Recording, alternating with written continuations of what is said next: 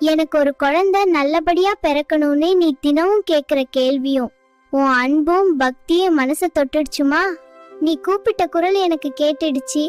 எதுக்கும் பயப்படாதம்மா. பயம் இருந்தா அங்க சந்தோஷம் இருக்காதுமா. உன்னை பேசுறவங்க உன் கஷ்டப்புச்சுல பங்கு எடுக்க போறது இல்ல.